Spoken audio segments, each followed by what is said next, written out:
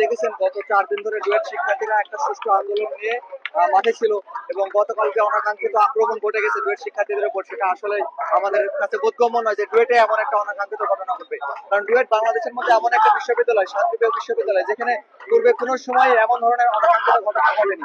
তো যে ভিসি নিয়োগ হয়েছে এই ভিসি নিয়োগ কিন্তু একটা মানে গ্রহণযোগ্যতা পাবার মতো না। কারণ ইঞ্জিনিয়ারিং বিশ্ববিদ্যালয়ে একজন ভিসিকে নিয়োগ করা হয়েছে যিনি এসেছেন সাস থেকে আসুন, সেটা সমস্যা নাই। ডুয়েট শিক্ষার্থীদের মূল দাবি ছিল যে ডুয়েটিয়ান একজন ভিসি, মানে ডুয়েটে কর্মরত কোনো শিক্ষক হোক ভিসি, মানে সেই ডুয়েটিয়ান হইতে হবে এমন কোনো শর্ত নেই। তাকে বলা হয়েছে ডুয়েটে কর্মরত রয়েছে এমন একজন টিচার, অর্থাৎ সে কুয়েট যে কোনো জায়গায় হইতে পারে।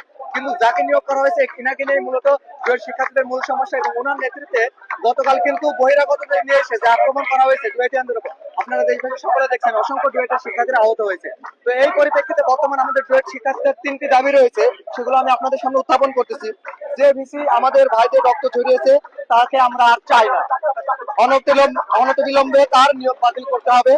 সেই সাথে ডুয়েটে কর্মরত শিক্ষকদের মধ্যে থেকে যোগ্য থেকে একজন ভিসি নিয়োগ করতে হবে। আমাদের সহপাঠী ও শিক্ষার্থীদের ওপর সংগঠিত হামলার নিরপেক্ষ তদন্ত নিশ্চিত করতে হবে এবং তাদের স্থায়ী বহিষ্কার করতে হবে।